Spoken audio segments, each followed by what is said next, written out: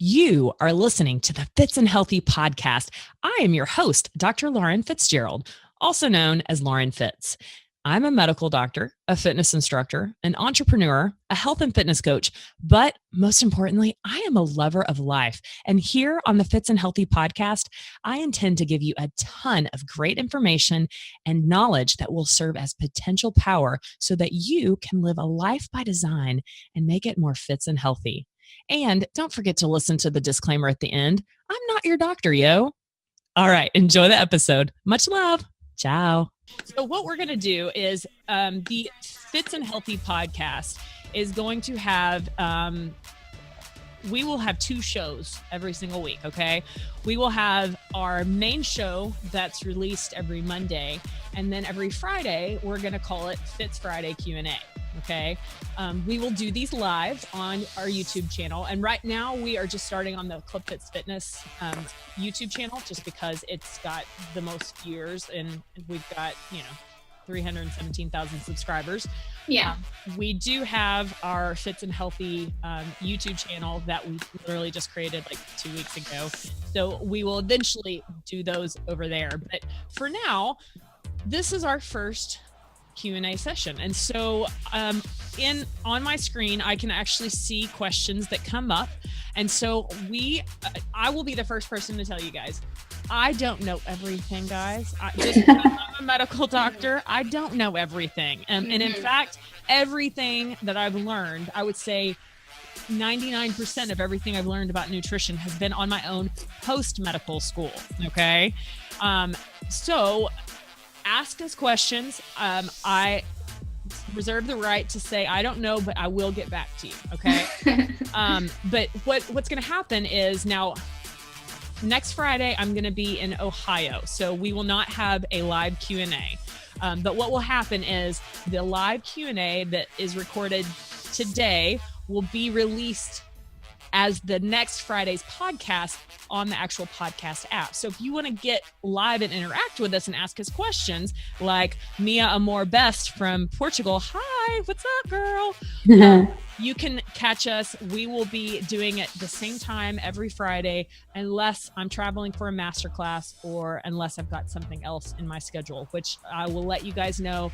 Make sure that you go to fitzandhealthy.com and get on our email list, because you'll get updates on everything. Like, for example, we're giving away stuff like Apple Watches and GoPros and good stuff. So if you aren't on our email list, you're going to miss out on that. So it's fitzandhealthy.com, FITZ, not an S, Z. My last name's Fitzgerald, FITZ, fitzandhealthy.com. Lots of big stuff is happening. We launch May 1st. Okay. So first thing I want you to do, go to fitzandhealthy.com. Secondly, spread the word. Third, spread that love. Yeah, spread the love. Third, I want on May 1st is when the actual podcast launches. So what we would like you to do is go subscribe to it. You will have 10 or more, actually probably more, definitely more, but at least 10 episodes to download immediately on May 1st. You have to click on the episode to download it, but we will ask you to download all of the episodes because we will have a lot of them for you to listen to. And what I want you to do is binge listen, because there's a lot of good stuff, guys. But that being said, after we launch on May 1st, we will get on our usual routine. So the next Monday will be the first time that you'll get just one episode. Yeah. Then on Fridays, you'll get the Fitz Friday Q&A. All right. But we will be doing the live Q&A every Friday. It just won't be posted on the podcast link until the next day or the next Friday. But today we have a special guest. We have a woman who is very well known in the fitness industry for her 8-hour-ABS diet. Notice I said that slowly because if some of you actually might recognize Melissa, because she and I did a 5-minute plank off in the LAX lounge before we were flying to Dubai. That was like a month ago. And I mistakenly called her the 8-minute abs. But she actually, her first book actually is called the 8-Hour Abs Diet. And it talks about intermittent fasting. And this is how I actually found Melissa. She was being interviewed by a person that a lot of you guys know, Chalene Johnson. And I was just listening to the podcast. I was learning everything that I could about intermittent fasting and came across Melissa. And I'm like, all right, this chick is cool. She sounds like she knows her stuff, but sounds so kind and genuine and humble. And so started following her. And 2 years later, not only is she my mentor, she's a very close friend, and someone that I look up to and respect immensely. The woman is, she's a role model for so many people. I cannot say enough. She walks the walk. She's an entrepreneur. She's a fitness role model. She has her own books. She's very well known. So hi, Melissa, how you doing? I love that. I'm doing good. So Cinthanie and Melissa are both in Texas. Apparently it's gorgeous weather there on this Good Friday. It's always beautiful weather here in Southern California. Yeah. Shut up. I know. When it's like smoldering hot in August and I'm still like, oh, it's kind of chilly in the morning time. Y'all are going to hate me. Yeah. But anyway, so okay. Does Melissa have a made diet book out, and how do you order it? Natalie Sally. Natalie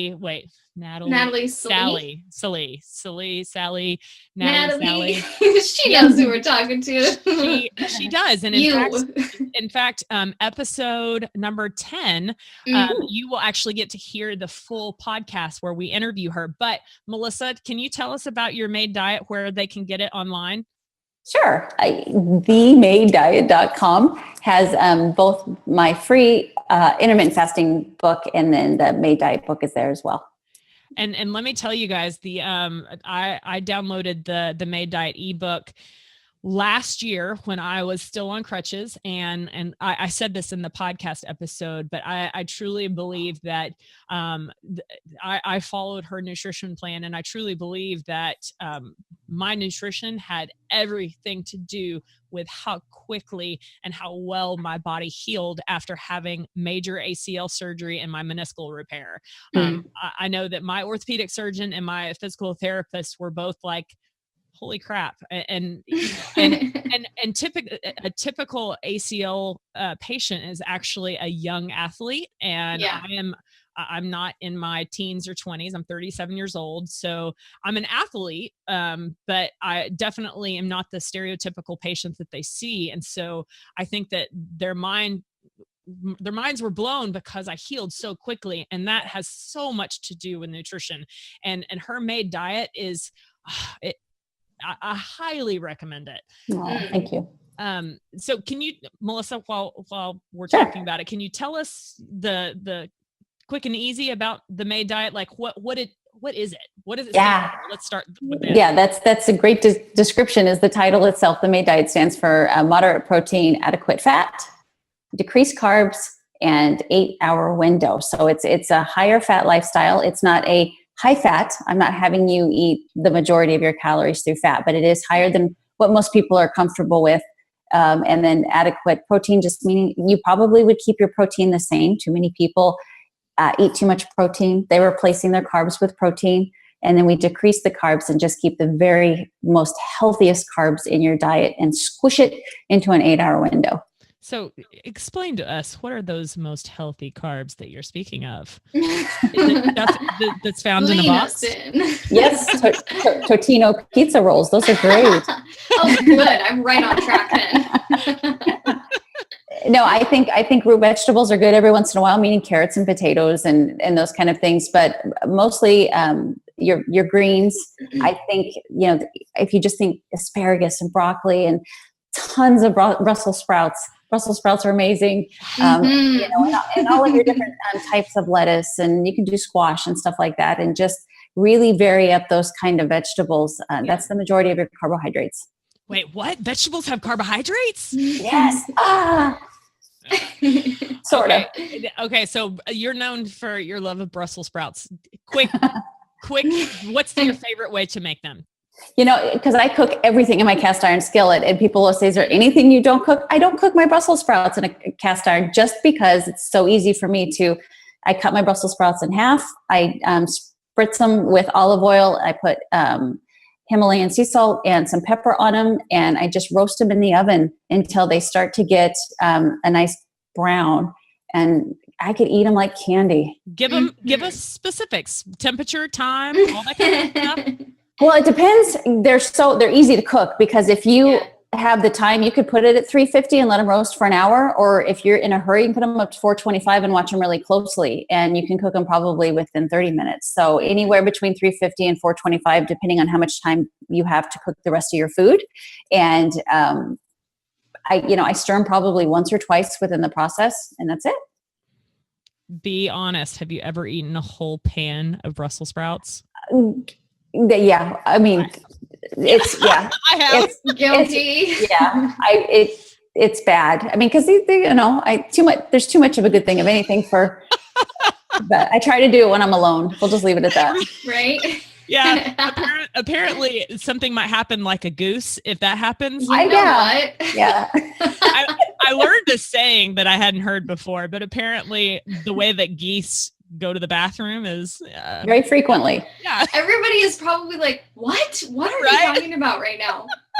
Yeah, I lead sensitive. Lauren in on a new saying. Yeah. If you poop like a goose, and she just died over that today. Thought that was hysterical. Yeah. And I please someone comment and let me know that I'm not the only person that has heard that, because I hear it all the time. yeah. Okay. So Katie asked, how did you get into fitness?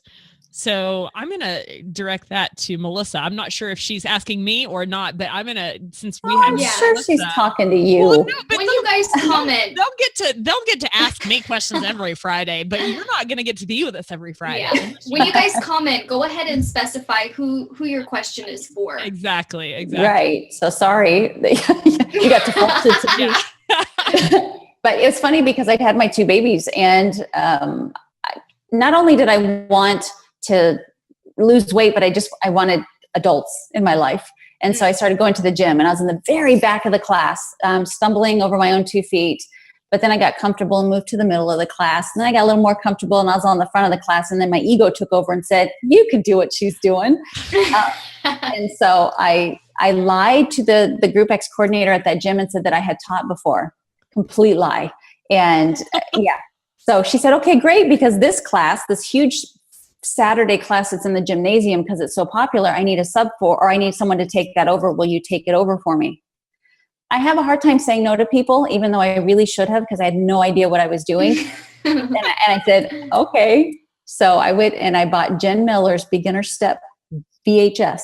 Oh God. And I wrote down everything she said verbatim, like it was a script, and I memorized it. No way. And this was a step class, class. So long story short, I always tell this story when I do my trainings. There's 45 people in that class when it started, and there was a ton of noise behind me, but there were no mirrors. So when my dry mouth got so ridiculously bad, I got off my step and I turned around, and there were 3 people left out of the 45. And they were my mom's friends. That's why they didn't leave. No. Yeah. So I came back the next week. I mean, I went in my car and I cried real tears. I think Robert's laughing at me. Real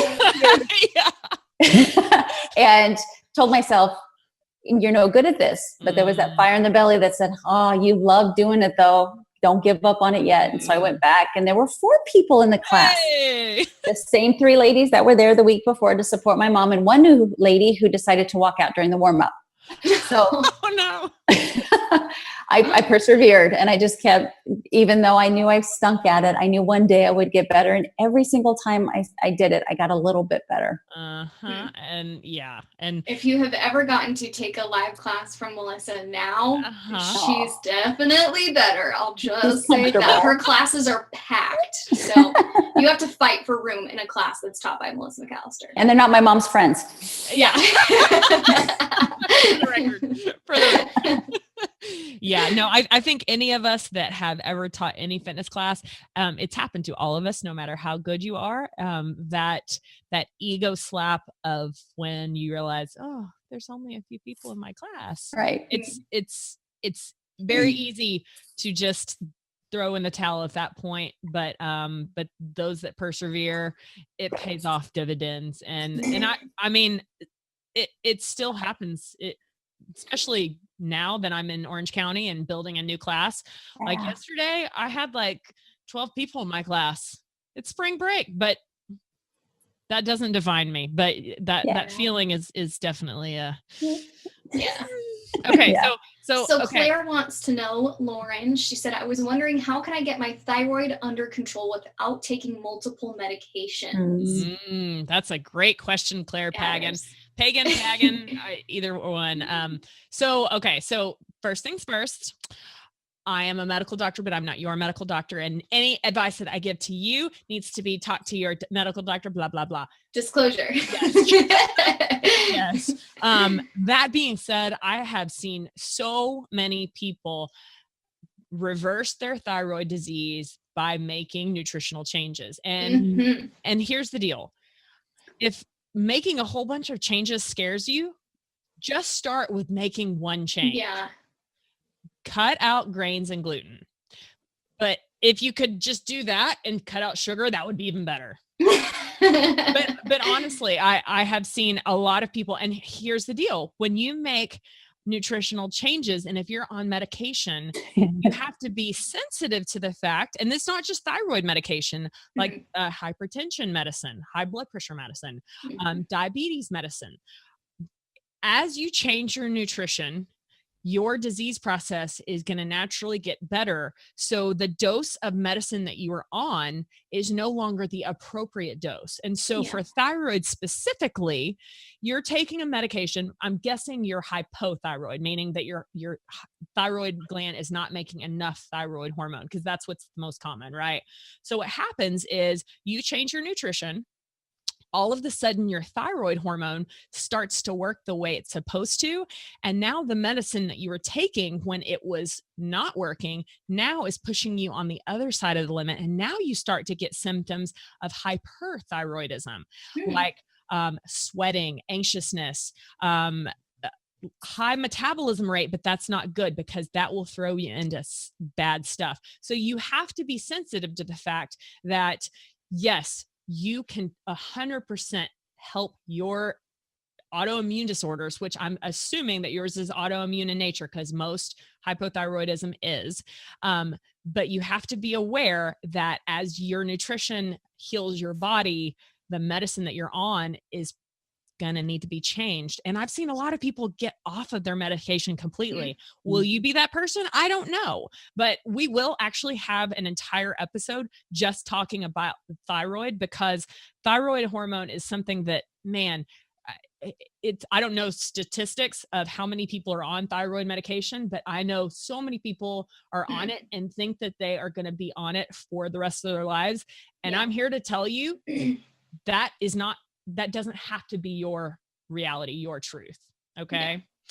Okay. So Tracy validated me in saying that she has heard the saying that geese poop like crazy. She said her dad calls them flying rats. Awesome. I'm not alone. Thank you, Tracy. That is awesome. Melissa, this next question is for you. It says, I see a lot of use of Himalayan salt. Can you tell me the benefits? This is from Nancy. Yeah, that's a great, sea salt and Himalayan salt. They're natural, as opposed to like table salt that has had so many processes done to it to make it pretty, to make it white. It's just like the flour and the sugar that we have. They just strip any of the nutrition out of it. Himalayan sea salt has 70 elements in it that are actually good for your body that is stripped out of table salt. So Himalayan sea salt is, what your body needs and craves, when you get sick, you just have that insatiable need for salt, and that's the salt that it needs and it wants, not the stuff that's been ruined by human touch. In fact, I snapped about this just this morning. I usually get one of these every morning. I try and down this whole thing, which is essentially a whole liter of water. I squeeze lemon juice and Himalayan salt into it. And that's what I start my morning off. It's my morning hydration bath, essentially. Yeah, electrolytes. Yeah. Exactly. So, one question that I had someone ask me is about the salt and them being hypertensive.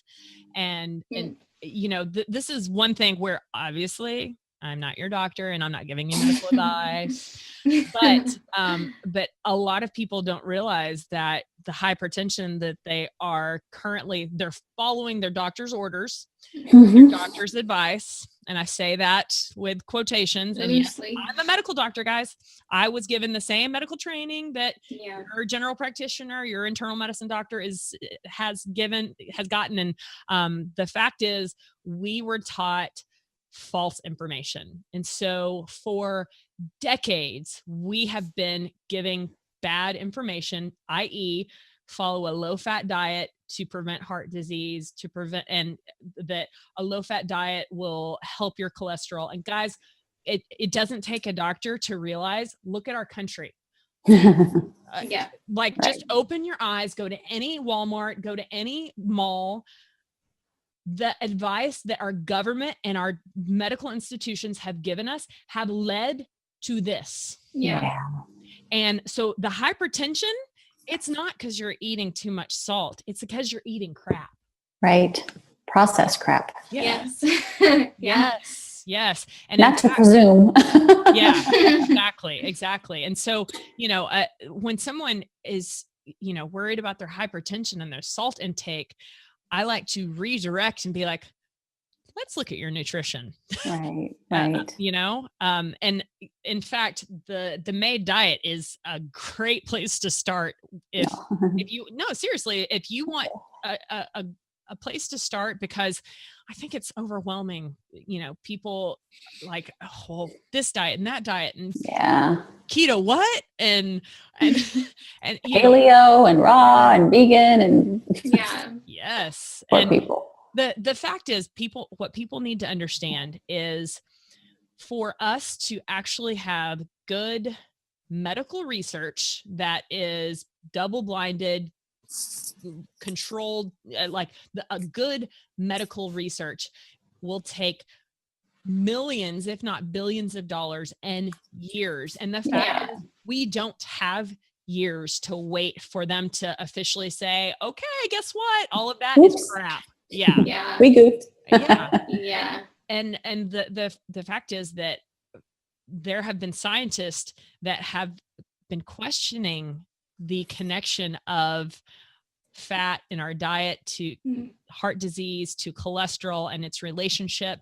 But those scientists have been quieted because it's their funds. Yes. Yeah. And you guys, man, there is so much to be learned, and you don't have to be a medical doctor or a person that has a nutrition degree to learn it all. And that's part of why we are doing the Fitz and Healthy podcast, is to just get this knowledge out there, because you guys, knowledge is potential power. But if you have it and you don't do anything with it, you are going to be doomed to the standard American outcome, which is obesity, diabetes, hypertension, autoimmune disorders, cancer, if not all of them at the same time.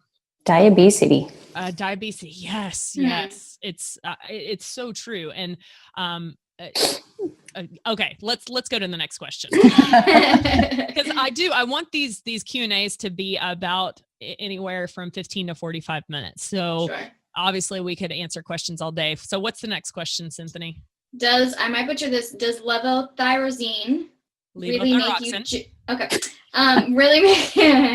really make you jittery at times? I'm having that issue. So that's exactly what I was talking about, Dee Dee. When your medicine is working too much, your dose totally needs to be changed. So the levothyroxine is for hypothyroidism. So your dose is causing you to have symptoms of hyperthyroidism. So it totally needs to be changed. And this is where I highly recommend you making sure that you go to a doctor that is in tune with how your nutrition, your lifestyle affects your medical diseases. Like functional medicine, functionalmedicine.org is a great place to find a good doctor. And guys, don't be afraid to fire your doctor. If your doctor says that your diet has nothing to do with your thyroid disease, you need to be like, I'm out. Bye girl. Bye Felicia. But if it's a dude, bye Felicia. Yeah. but yeah, so you are having exactly what I was talking about. Your dose needs to be decreased, if not made to be gone completely. But of course, you got to do that with your doctor, because I'm not your doctor. All right. So Sparkles RG wants to know, how often would you recommend having blood work done when changing your diet? That's a great question. That's a really good question. Melissa, do you want to put your 2 cents in, and then I'll add to what you have to say? Yeah, I would have thought before doing my own self-experimentation that it, maybe we were 6 months or a year, but within a month's time of me, drastically changing my diet from one way to the next, my blood work was hella different. I mean, it was night and day different. So I would suggest if it's a big change that you could check within a month. So those of you that are just now joining us, we just recorded episode number 10 for the Fitz and Healthy podcast, and Melissa was our guest, and she talked about how she went, were you just vegetarian or vegan for those 4 weeks? Vegan. Okay, vegan. You were full-fledged vegan for 4 weeks. She had her blood done before and then after the 4 weeks. And then she was like, okay, let's try. And so she went completely opposite, still eating whole foods. And that's one thing I want to clarify is that, yeah, sure. If you take a vegetarian that eats nothing but boxed macaroni and French fries and but they're not eating meat, and you compare them to someone that is eating whole natural food, but a meat diet, the person with whole natural food is going to be better. Same thing, you can reverse it. You can take someone that's a vegan that's eating actual raw vegetables and whole foods, and then a person that's eating hot dogs and French fries and the standard American diet. Of course, their labs are going to be better, right? But right. There hasn't been any great studies that compare good whole food vegan with adequate protein to good whole food non-vegan that eats humanely raised meats that aren't giving antibiotics, aren't giving hormones. There hasn't been any study like that, nor will there, because there's no money to be made. Right. And that's where you have to be educated in why you should care about where your food comes from, what process they go through to stay on the shelf in the grocery store for months. Yes. And that's, we're going to be talking about all of this on the Fitz and Healthy podcast. But anyway, back to what I was talking about. Melissa got her labs done the 4 weeks after she switched her diet from being a vegan for 4 weeks. And then she ate a higher fat, non-vegan, but still eating whole foods, unprocessed, lower carbohydrate. And her labs totally changed. And were made way better. So, everyone's different depending on what your insurance company will allow as far as labs go. Some people have the means to pay for it out of pocket. But I definitely am of the belief that if you have data in front of you, you are more likely to have a true belief in how your food can change your health. So if it's just whimsical, like, I feel better, and I have more energy, and those are all, they can be subjective depending on the time of the month, if you got laid the night before. I mean, really, it's like those can be emotional, but you can't argue data. And if you see that, okay, this is where I'm starting, and after just 4 weeks, man, my triglycerides went down, my HDL, the good cholesterol, is high, and it's awesome. That's what we want.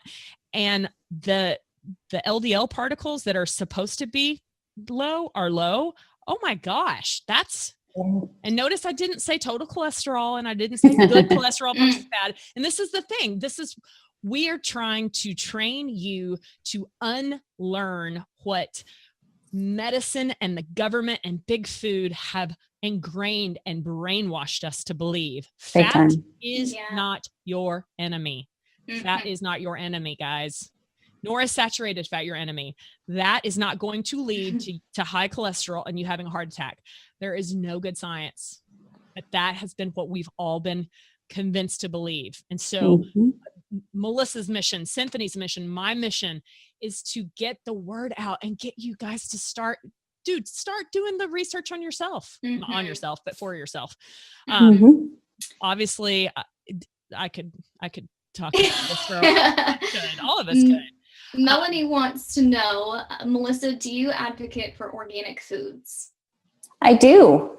Yeah. Actually, I think that, it's the same as getting grass-fed versus just, regular raised meat. There's just a little bit more care put in it. And I'm lazy as another thing. You're not lazy. When it comes to food prep, I am a lazy girl. And so I don't do a good job of washing like I should. And so I feel a little more comfortable with organic. And I have bought conventional, say raspberries and organic, and to see how much faster the organic raspberries rot in the refrigerator is indication that it's just in its more natural state. Yeah. So yeah, absolutely.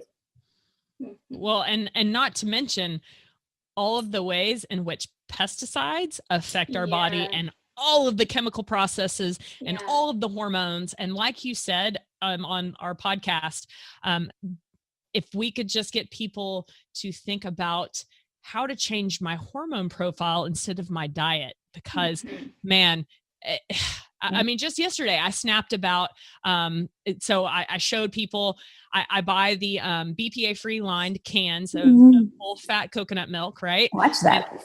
Yeah, I know. I watch your snaps too. but a lot of people, they see BPA free, but they don't understand why they should even be there, right? But if you understand the why, you're more likely to follow through with it and actually care. And if you realize that, oh, hell, that thing is getting into my body and it's acting like estrogen, and then that's leading to all of these other things. Oh, no, I am not buying that stuff. Yeah. Otherwise, you're just haphazardly just trusting that the government and big food has your best interest. They do not. They care about your money, and that is it. Right. Bottom line. Okay. Next question. Next question is, I live in a small town. I don't have a lot of things available to me. The meat does not specify grass-fed. Suggestions? They actually have online companies that you can buy from. I believe Butcher Box is a really good one that's grass-fed, grass-finished meats. Mm-hmm. And Thrive Market? Cinthanie, can you explain to them why grass-fed, grass-finished is so important? My understanding of it is the reason why is if something is just grass-fed, that's great. But if it's not grass-finished, it means that in the last few stages of that animal's life, they were bulked up with corn or some kind of hormones or something like that at the end to bulk them up and make them a little bit fattier, so that when you have that nice cut of steak, it has thicker marbling in it. So pay attention to the marbling in your meat. Exactly. So proud of you. I know stuff about stuff. Yes. Robert, don't shake your head at me. we need to make that a t-shirt. I know stuff about stuff. That's going to be my shirt, you guys. Yes.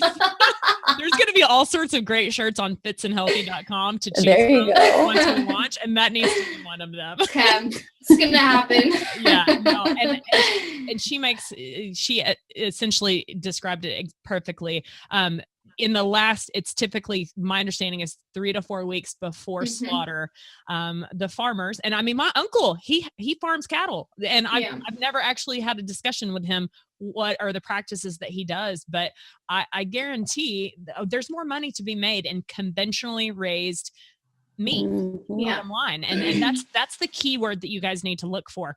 Conventional raised meat, because conventional raised meat means that they have been given a diet of corn and soy. And the fact is that their natural biology is not meant to eat that. Cows are meant to graze in grass and eat grass. Melissa and I literally had that conversation, like 2 days ago? We were talking about that exact thing. Well, and a lot of people don't realize why they're given so many antibiotics. And one of the reasons is they have to be given all of those antibiotics because the gas that their rudimentary belly creates. Yeah, it's cow farts, guys. Yeah. It's cow farts. I mean, yeah.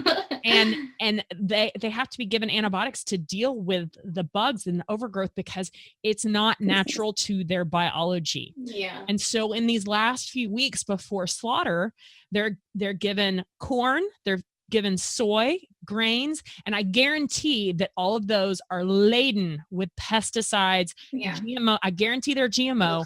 And what you eat, you're eating what they ate. So if you're eating an animal, you are basically ingesting everything that they ate, and it gets into your body and it affects everything. Right. You are what you eat. Exactly. Anything that you wanted to add to that, Melissa? Nope. Yes, no, I did. I just that also usually grass-fed and grass-finished has a better quality of life. So even for just, for ethical reasons to eat that kind of meat, knowing that the animal has lived, in a pasture instead of an overstuffed kennel, with 200 other animals, it is just so inhumane, and that needs to stop. Yeah. And there are so many documentaries that talk about and show heartbreaking actual, these conventionally raised animals. It's terrible. You can eat meat and still care about animals. Yeah. Yep. You can. And one more thing that I did want to add is that just these food companies, they know ways to their marketing is so smart. They know how to trick us into making us believe that we're buying the best thing. Just because meat is labeled grass-fed, do not assume it's grass-finished. Yeah. And when moving out to California, I assumed that I would be able to easily find grass-fed, grass-finished meat and bones. You guys, it's hard because every place, like I had to go to 7 or 8 different places before I could find a farmer that sold me beef bones that were grass-fed, grass-finished from cows that are grass-fed, grass-finished. Right. Yeah. So don't assume that because on the label it says grass-fed, it needs to say grass-fed, grass-finished. And if it doesn't, you should care. I'm just saying. It's a selling point. They won't leave that off there. That is a selling point. Absolutely. Because it costs more money, guys. It a lot more. Yeah. So totally worth it. Okay. Next question. We'll do one Melanie more. wants to know, Melissa, what are your thoughts on probiotics? She said that she eats pickles, tempeh, and tons of miso. Is that worth it? I'd steer clear of the miso, but no soy products. But the pickles, from Whole Foods, I just bought pickles the other day that are Life Culture probiotic pickles. They're actually really good. They're really good. They've got a bite to them, but kefir and lots of sauerkraut. Those are so good for your gut. I highly recommend that you have that kind of stuff sprinkled into your diet weekly. Absolutely. And the miso, so most of you guys don't realize that literally almost 99% of soy and soy-based products are GMO, genetically modified. And we will do an entire podcast of what that means and explain to you why you should care and why that needs to be top of your priority list. Okay. So that's why she said, what she did. Lauren, did you have to go to a place in OK that you shopped? Actually where was your go-to place for that stuff? BF Farms. And I'll put a link. Blakendorf or Blackendorf or something like that. It's BF Farms, but it was literally, I was driving around Edmond and I saw a sign that said grass-fed, grass-finished, or grass-fed beef and lamb. And it's this cute little, there's actually a lot of places in Oklahoma. I think being in more rural places, you're going to have more options. But I know, I mean, my parents are in Waco, and finding a place that has grass-fed, grass-finished has been a struggle for them. I don't know, in Dallas, is it pretty hard to find? No, of course not. Of course not. So anyway, all right. Well, we're going to wrap this up, but thank you guys for watching. This is going to be a usual Friday. We're going to call it FITz Friday Q&A. And we love the live interaction, but this will be recorded and uploaded as the episode for next Friday.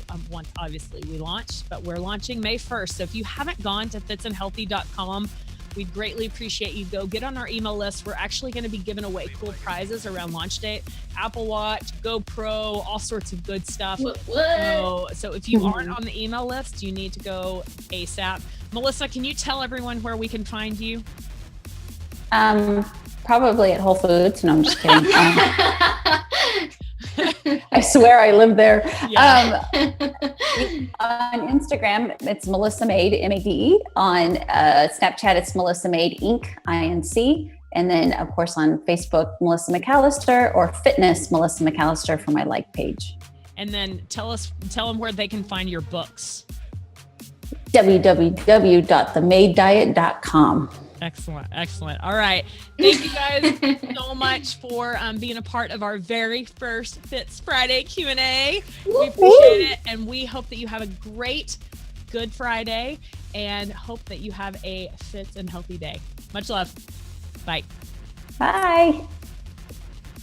Make sure that you find us on social media. You can find Cinthanie on Instagram and Facebook at Cinthanie. So that's CINTHANIE, and on Snapchat at Cinthanie P. And find me on social media platforms like Instagram, Facebook, and Twitter, all at Club Fitz Fitness. Remember, that's FITZ Fitness. And on Snapchat, just at Club Fitz. I appreciate your time listening so much. If you enjoyed this episode of the Fitz and Healthy podcast, can you please go do me a favor and go subscribe at whatever platform that it is that you listen to podcasts. Leave a review. We read every single review, and we appreciate the time that you take to leave your thoughts and opinions. Now, also remember, while I am a medical doctor, the information I provide here is not intended to provide medical advice or a professional diagnosis, opinion, treatment, or services to you or to any other individual. I am providing general information for educational and informational purposes only, and it is not a substitute for medical or professional care. You should not use this information in place of a visit, call, consultation, or the advice of your physician or other healthcare provider. The information I share is not intended to treat, cure, or diagnose any disease or medical condition. If you believe you have a medical emergency, just call 911 immediately or your physician. Now, enough of that medical legal jargon.